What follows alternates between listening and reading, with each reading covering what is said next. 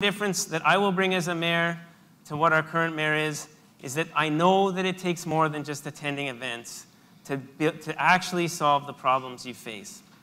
And attending 1,200 events a year, yes, you want to be a champion for the community, but that doesn't leave time to address the challenges we're facing.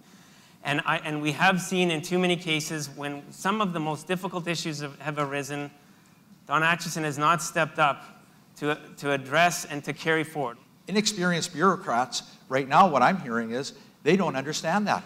It's just not the mayor, it's council as a whole that does this together. 1,200 meetings, wow.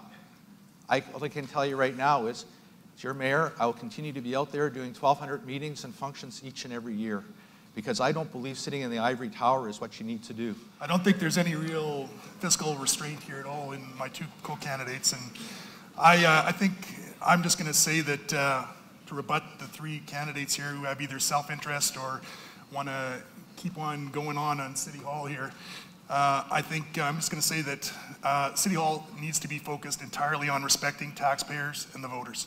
And we need a mayor who can look at that collaboratively. It is simply impossible for Mr. Clark to be that change, and for Mr.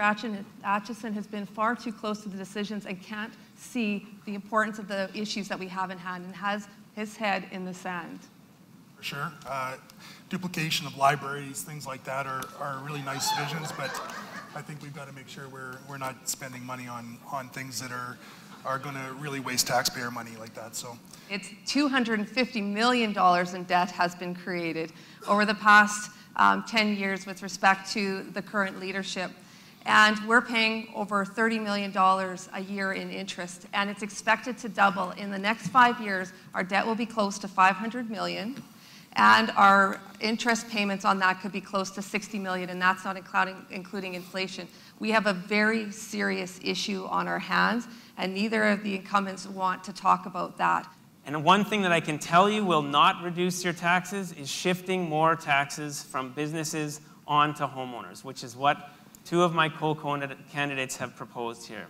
That we are spending $30 million in interest payments per year is being truly deceitful, I'm sorry to say. The principal is $14.8 million. The interest is $7.6 million at an average of 2.89%. The total is 22.4. So when I hear things like that, it is a bureaucrat with no experience at all being totally inexperienced in that area. Charlie Clark here as well.